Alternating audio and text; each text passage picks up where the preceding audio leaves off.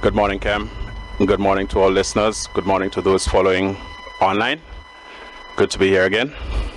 Last night's address by the Prime Minister was, as was to be expected, a lot of blame casting and chest thumping. But having gone through Dr. Mitchell's performance, any unsuspecting listener or viewer would believe that Grenada's economic woes began in 2008. Dr. Mitchell carries on as if the NNP is a rookie government. He gives the impression that the NNP has not been in charge of the nation's affairs for about 16 out of the last 20 years, with him being in charge of the ship throughout that period of time. Now, some people like to talk about, harking back to the past. But we must keep referring to the past in order for us to set a proper context for any objective discussion on the economic situation that our country is faced with. And we must never fall into the trap as a political party and our supporters that is set for us by those who attack us on bringing up the past, yet they turn a deaf ear and a blind eye when Dr. Mitchell and the NNP do the same.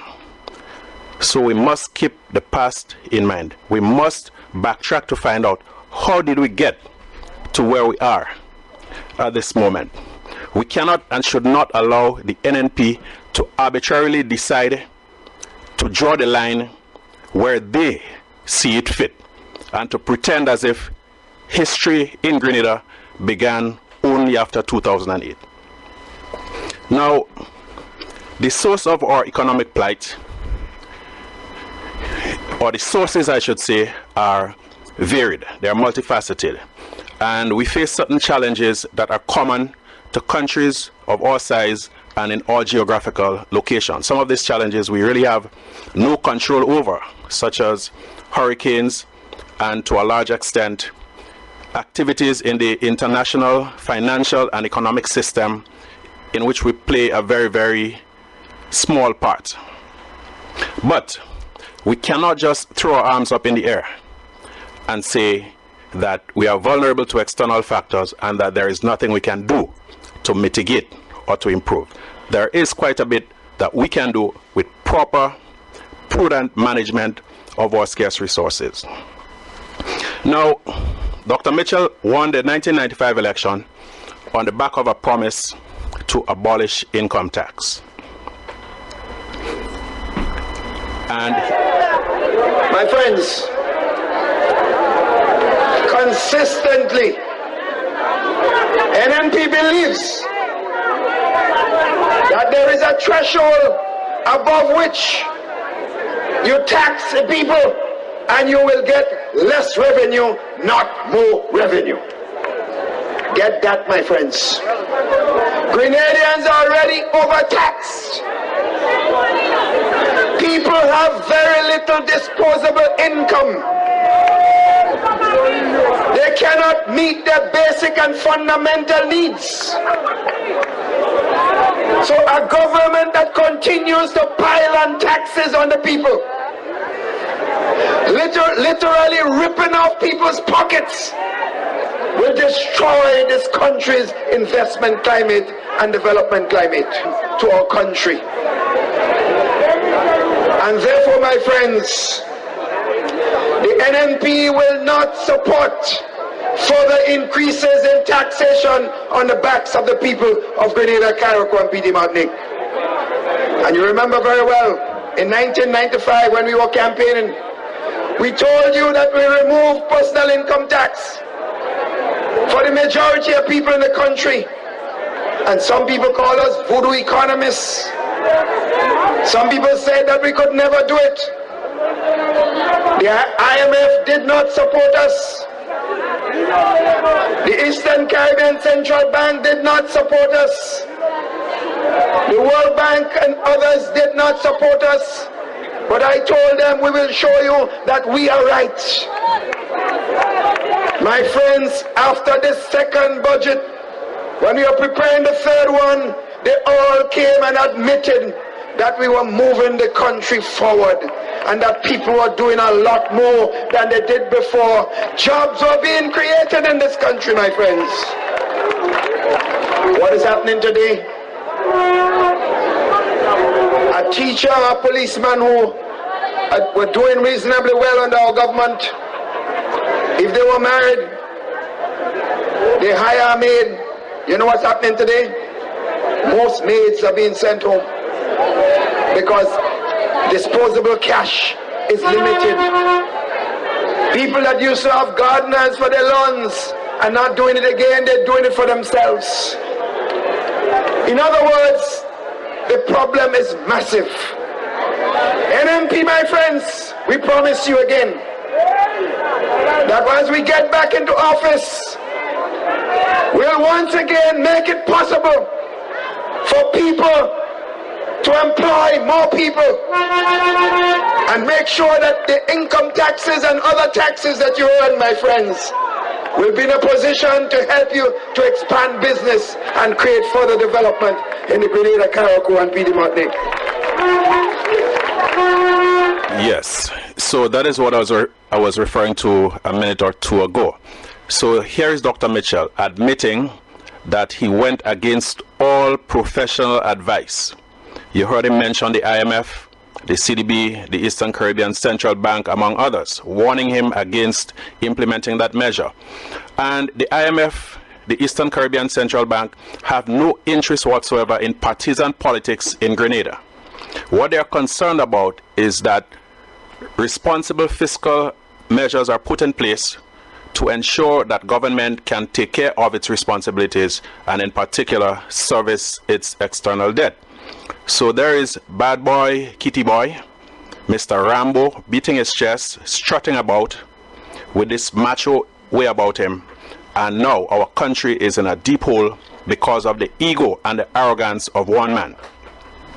Now, when you abolish income tax in a small economy like Grenada, you are virtually taking away government's ability to plan based on known income streams. If you know, for example, that there are 20,000 people employed, you know how much income to expect from month to month. It therefore makes planning predictable and easier. When you do away with direct personal income tax in the main, and you depend on indirect taxes, sales taxes and so on, then whatever government earns is directly dependent on the amount of economic activity that takes place in the country. So if people do not have money to buy groceries, to pay for other goods and services and so on, then naturally government revenue will shrink. And that is exactly what happened in the case of Grenada.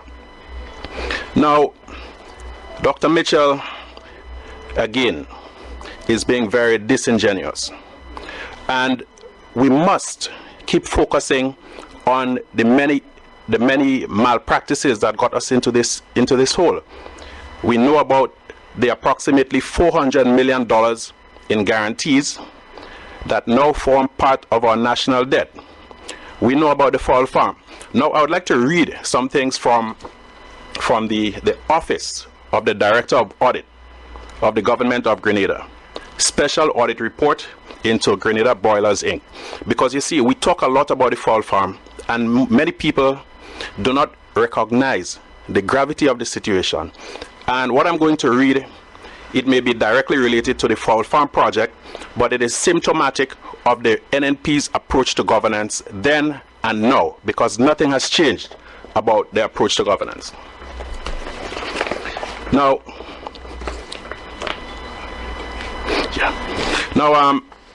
I'm just quoting from page 8 of that special report.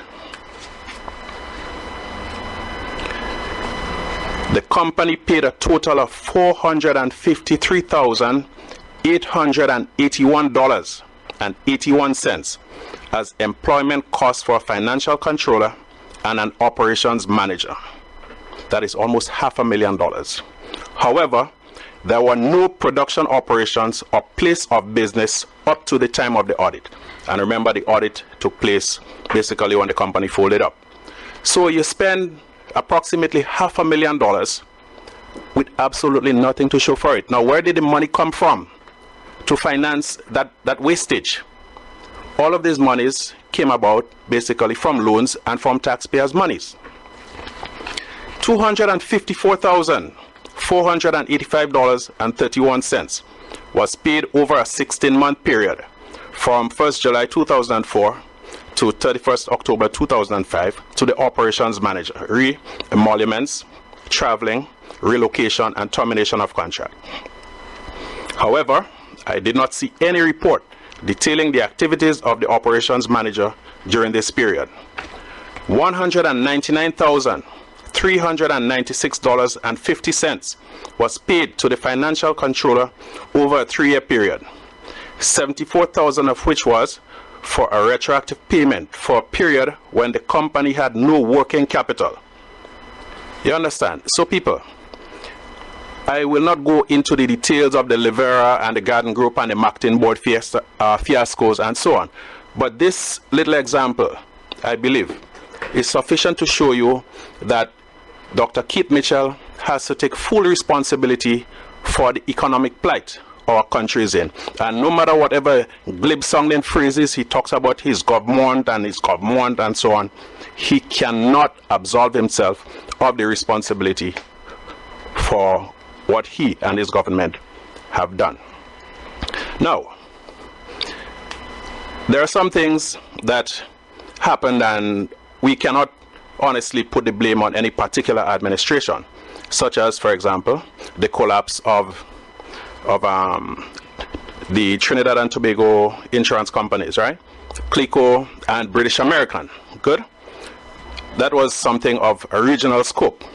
However, due to the poor management and oversight structures put in place by the Mitchell administration of past vintage, we had the collapse of the Nalgeco company, insurance company, collapsing, leaving Grenadians with millions of dollars missing.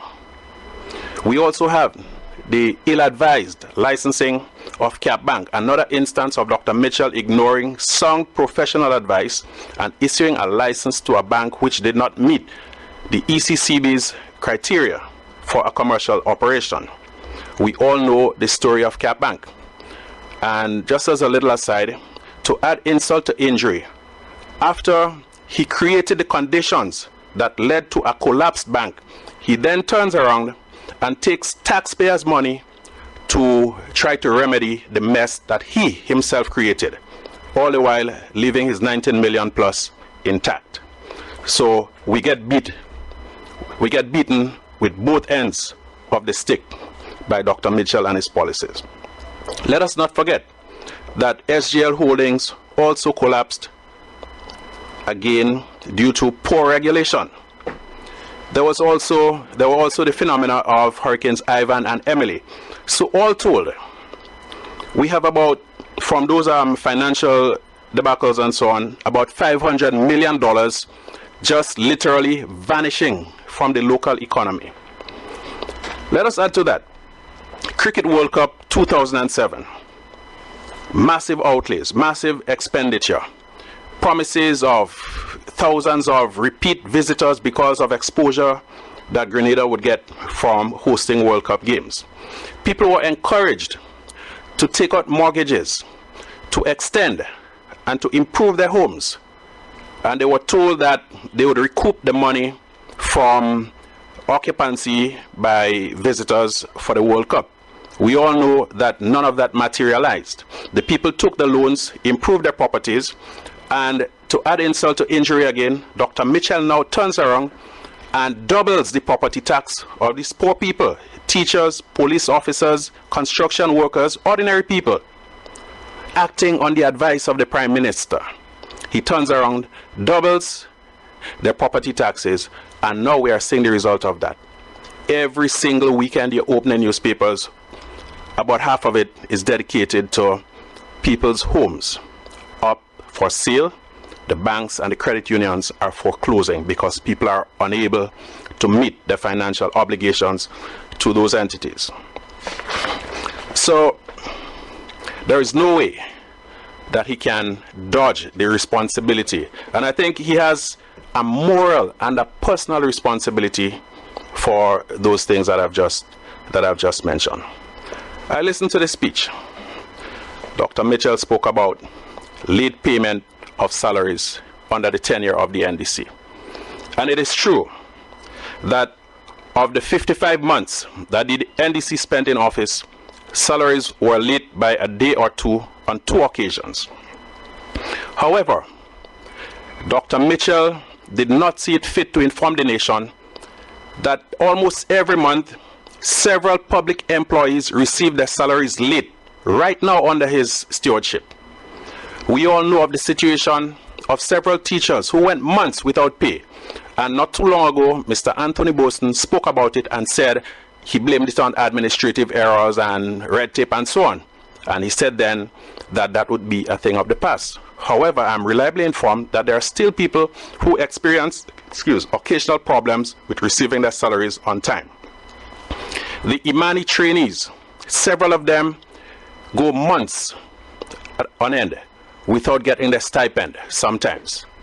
And many of them, even though they get it monthly, they do not get it on time. So, Dr. Mitchell, I would advise you to check with your speech writers.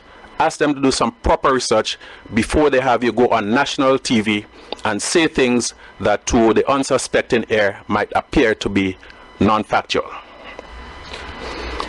Dr. Mitchell spoke about the NDC selling assets to pay salaries. Now, when assets are sold, were sold by the NDC, they were bought by the National Insurance Scheme. The NIS is a statutory body, so it belongs to the people of Grenada. So whatever assets are bought by the NIS remain part of the national patrimony. The NIS cannot ship it out, they cannot give it away, they cannot sell it away or anything like that. So it is basically money staying within the country. The NNP, on the other hand, they did not sell assets, they gave away assets.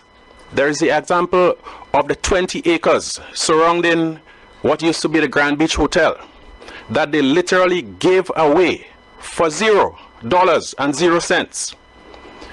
The transaction involving the then lagoon area is shrouded in mystery up to this blessed day. No member of the administration can come forward and say to the Grenadian people, we received X amount of dollars for the sale or for the transfer of that property. So when Dr. Mitchell wants to talk about selling properties, yes, the NDC did sell, but he committed a grave act, almost a treasonable act, by giving away our national assets and basically leaving us with nothing to show for it. Let us not forget that early in the tenure of the NNP, they tried secretly, but the cat was let out of the bag, to basically extort money from the NIS to pay salaries and back pay to public officers. So do not let them fool you into believing that they have left the NIS alone. Moreover, since coming into office, it is very doubtful that government has been making its regular contributions of 5% to the National Insurance Scheme.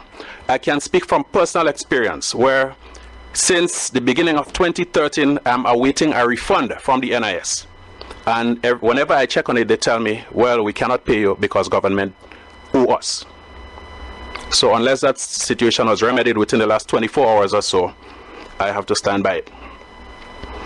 So, you know, one has to be very, very careful when listening to Dr. Mitchell, when he drops his voice and he puts on the little pomeo on thing and so on. Right. Now, he speaks about government deficit going from 18 million to 6 million. And I will not question that, because it is quite obvious that if you go around with a knife and a gun sticking up people and demanding money from them, your income will increase. If the government continues to drop taxes at an average of 1 a month since coming into office, then the only obvious thing is that government revenue will increase. So that is not something to boast about, because your revenue is increasing because you are ripping off, to use Dr. Mitchell's term, ripping off people's pockets. Come and boast about the shrinking of the fiscal gap when you can point to economic activity that leads to greater generation of income for the government, and not just taxing people more. Because when you tax people more, as you heard in the clip that was played a few minutes ago, you're basically taking money out of the economy, out of circulation, and all of the ills that Dr. Mitchell described, Reed, the gardener, the maids, and so on. This is exactly what we are experiencing here. He spoke about inheriting office with investor confidence at an all-time low. And I would really like to know which investor he was talking about. Because under the tenure of the NDC, solid long-term investment, foreign direct investment, was secured with no cloud of suspicion or anything like that. Baron Foods in the agro-processing area, Sandals Hotel in tourism and hospitality. Commitment was secured from the University of the West Indies to set up the open campus at Hope in St. Andrews. An agreement was reached with the St. George's University to set up the teaching hospital. We have the establishment of the Spice Basket, which was an initiative by a local entrepreneur. So if we have all of these major solid institutional investors coming into Grenada with the NDC, I really would like to know which investor Dr. Mitchell was talking about. The record of Dr. Mitchell and the NNP regarding foreign investment is a joke, or it would be a joke had it not had such serious financial implications for our country.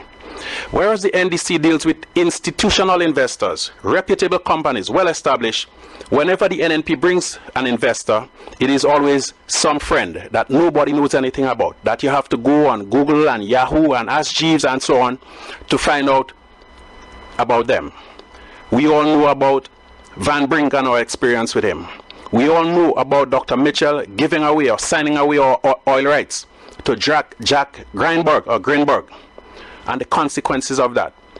Legal battles in the United States courts with Greenberg, the government of Grenada having to foot legal costs for Mr. Gregory Bowen, and the government not being able to put into place plans to exploit our hydrocarbon resources because of that bad agreement that they signed with Jack Greenberg.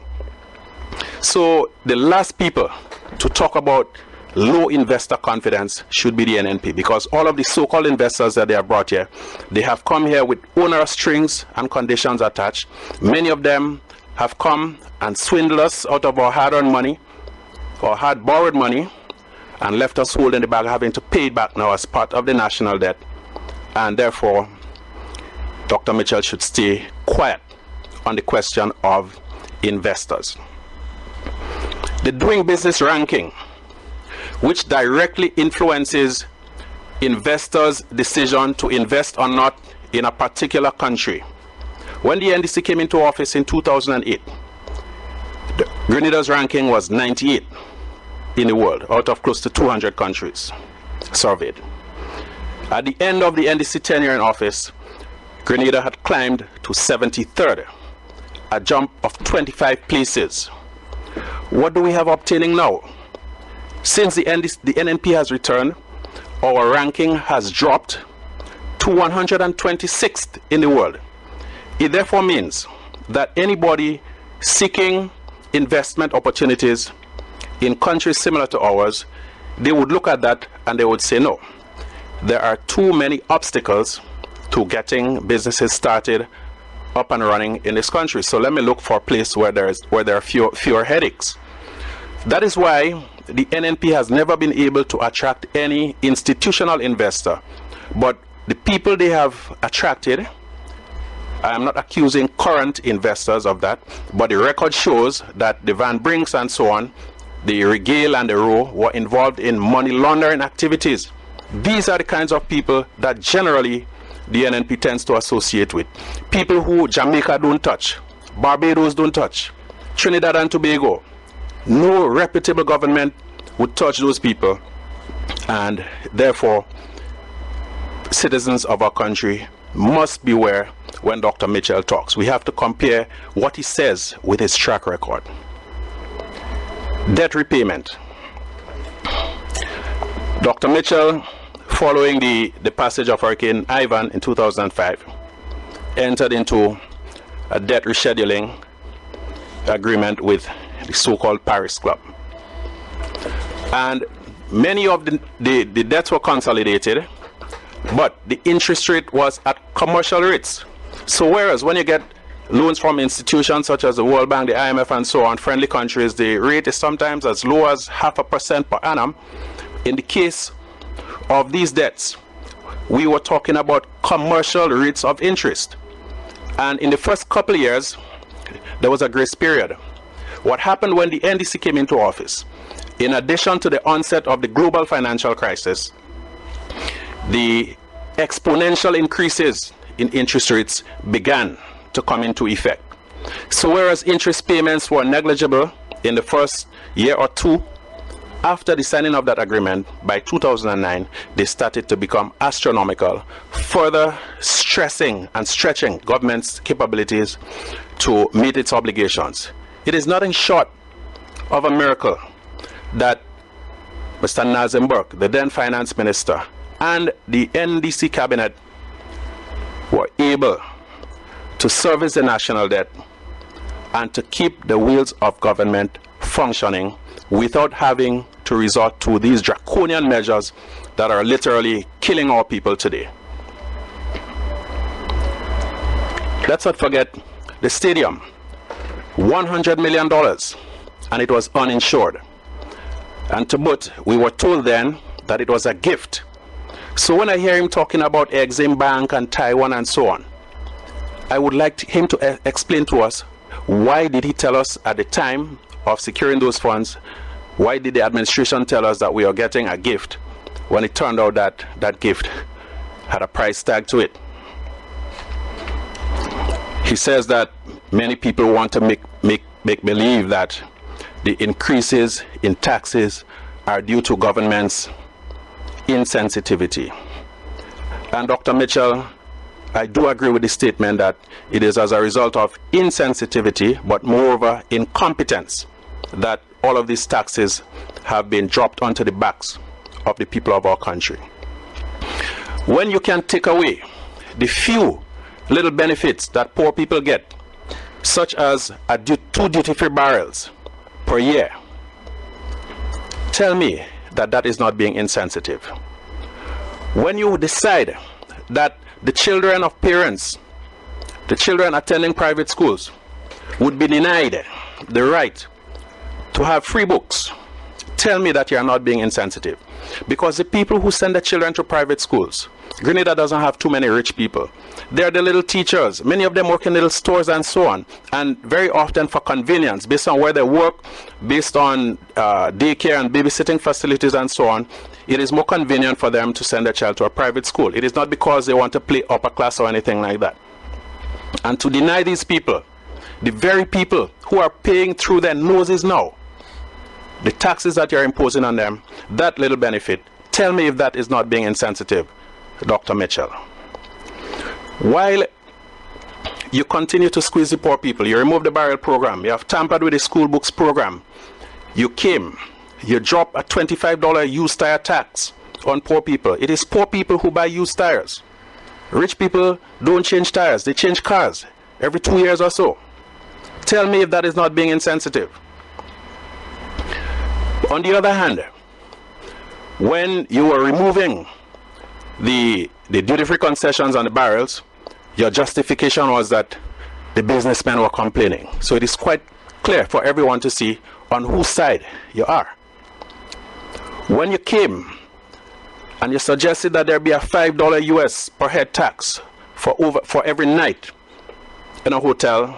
When the hotel association kicked up about it, without a whimper, you immediately withdrew it. Yet, no mercy on the poor and the vulnerable. The only thing you have to offer them is one fortnight at Christmas, one for Carnival, and one for NNP convention.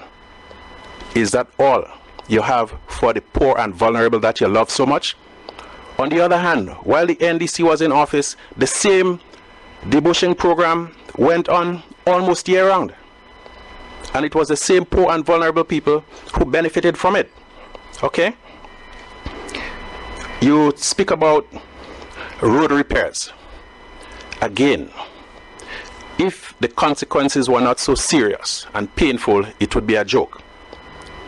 Anyone who travels the Western Main Road would recognize that the area around Perseverance, Mont Docteur, and so on is once again being patched. This is June. That same stretch of road was patched around February, March this year. And when Kem Jones on this program made noise about it last year, you patched it around November. So in the space of about 6-7 months, the same piece of road is being repaired 3 times. Now tell me if that is not incompetence and wastage. It is quite clear that the objective is not to genuinely fix the road, but to put money in the pockets of a selected few at the expense of the treasury and at the expense of the poor and suffering people of our country. You asked a question, Dr. Mitchell. Is the economy better now than in 2012? I want you to go and ask the vendors that you have chased off the streets if the economy is better for them. I want you to ask the parents who now have to find thousands of dollars to buy school books since you destroyed the school book program if the economy is better for them. I want you to ask the bank workers in Grenville and Carriacou and elsewhere who have been sent home because the banks no longer have confidence in the economy of our country. Ask them if the economy is better. Ask all the people from the many little stores, restaurants, construction firms who have been sent home or who are on a rotation if the economy is better. Ask the bars, which can only see a decent amount of activity on the Friday after month end these days, if the economy is better. And Dr. Mitchell, if you remove the wax, I am sure you will get a resounding no. Because the only people who are benefiting from the new economy are the sycophants who tell you what you want to hear and who get a free ride on the backs of the people. The ones who are benefiting from the new economy are those who are retired, some of them getting pension from England and America, some of them getting government pension based on how long they worked in the service here, and getting NIS pension to boot because they are over 60. And you have brought them back in, excluding the talented young people who you love so much and who you could whine better than. Ask them if the economy is better. You spoke about growth, 3% growth in 2014. I would like you to go back to your budget statement and your budget predictions at the end of 2013. Okay? You say that unemployment is down. And it always amazes me that a man who claims to have degrees up to PhD level in statistics and mathematics can be very precise when he's talking about certain types of figures. And then when he's ready, you hear he drops his voice very low. There has been some retrenchment in the private sector. No, Dr. Mitchell, be bold. You could talk. Everyone says that about you. Talk it loud and clear. Do not be afraid to confront the people with the facts. All of the statistics point to a gross overinflation by you of the unemployment status of Grenada when you inherited office in 2013. In a previous program right here on CHEM and also on GBN, I put out figures to show you that yours are flawed and convenient. I will not go into it right now. More deceit. IMF grants. I have never known the IMF to be a charitable organization. If you tell me that sometimes the EU, the OFID, and so on, disburse grants occasionally, I'm willing to buy that. But I've never known that the IMF gave Grenada any grant under this suffering, agony, and pain program that you have imposed upon us. So I would like you to either correct the error or to provide hard evidence that that 16.5 million you spoke about was a grant and not a loan, Dr. Mitchell. Removal of income tax on NIS pension. Now, we must learn to stick by the old adage that honesty is the best policy. And I know for some of us it is very difficult to live up to that creed. Dr. Mitchell, how many Grenadians qualify for income tax? How many Grenadians' pensions are taxable based on the NIS pension? 0. Not a single pensioner receives as much as $3,000 a month in pension from the National Insurance Scheme, and I am stating that confidently, categorically. So to come out now and say that you have removed income tax from NIS pension, that is the same as saying that you're removing tax from flying cars in Grenada, because there are no flying cars in Grenada, and there are no pensioners getting more than $3,000 from the NIS, Dr. Mitchell. So do a little better than that, please. Some of us may be gullible, but there is some intelligent life left in Grenada, okay? Dr. Mitchell should be the last one to talk about narrow political interest. When Dr. Mitchell was in opposition, unless Mrs. Nayak is lying, he told her to withhold her plans, to put on hold her plans to rebuild the Riviera Hotel.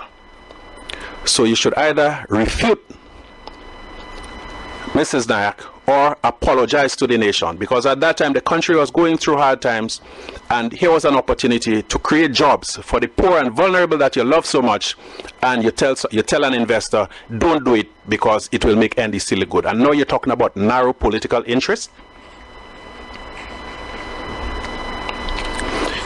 And the one that brought the biggest smile to my face was the Silver Sands project. He said it commenced on May 18. Now, as far as I know, commence means begin, start. So if it started on May 18th, what happened that time when you said, Mr. Speaker, as I speak? And then when you came last year again, around the time of the budget. So how can one project start 3 times? So come clean with us, Dr. Mitchell. And while you're at it, since it seems kind of odd to me that every single statement made about that project is coming from some government or party official, and we have not seen or heard anything, as far as I know, from the purported investor. So could you please shed a little light as to who is financing the current clearing and construction activities on that site? And by the way, we really hope that this start is a real start, and that something could get going finally to help ease up the unemployment burden on our country, because people are desperate for work. I mean, you would believe, Kem, that I am running an employment agency. The number of people, young and not so young, who come to me on a daily basis seeking assistance to secure jobs or to get entry into the Imani program. People are desperate. Whichever part of St. Patrick's I go, young ladies always keep coming to me, Mr. Andall, could you please do a letter for me to get into the Imani? I've been trying for how long? And they interview me and they tell me this and all different kinds of things. And we're calling on the government to depoliticize the Imani program. If you have a training program for young people, let it be for young people who qualify, and their political affiliation should not be a factor. This intimidation that we're seeing now being practiced in Grenada, it is bad for democracy and it is bad for our country. A young person should feel free to be a member of the NNP youth arm without fear of persecution. A young person should feel free to be a member of the NDC youth arm without the fear that they won't get a scholarship if they apply for it, or they won't get an Imani placement. We are supposed to be living in a plural democracy. We have not yet arrived at the one-party state. So this whole position of saving the goods and the services only for a selected few, we call on the NNP government to cease and desist from that type of behavior. And finally, regarding last night's performance, I am not too sure that there was any mention about the new economy. He spoke about the new thrust, the Vision 2030, or whatever the fancy name for it is. And it is good to see the NNP finally recognizing that you cannot build a country without long-term planning. But then again, they said that the idea came from the NGO sector and not from within them. Be that as it may, we are all Grenadians. But the instructive point here is that the NNP as a party in government is whooping. For the young people who might not understand what whooping is, a batsman who doesn't have the skill or the courage to face the fast bowler closes his eyes and swings his bat and hopes to connect. That is basically what the NNP is doing. Because if you had serious plans, workable plans, there is no way that Anthony Boson could present a 10-point plan in October 2012, and then Patrick Antwine present a 5-point plan, radically different from Boson's, 2 months later. And then you come with the new economy, and all of a sudden, without even announcing the death of the new economy, you come out with a new one. Be that as it may, let us hope that they are serious, that the consultation process is genuinely inclusive, and that the recommendations that are put forward, that they are given serious consideration, and that we take the politics out of the National Development Plan.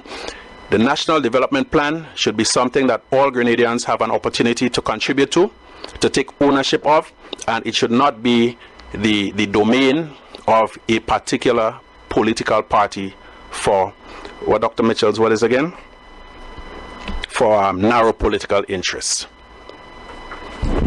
All right, folks, so you heard it there from my good friend Joseph Andall. We're going to take some calls. The number is 440-1027. 440-1027, that's the number to call.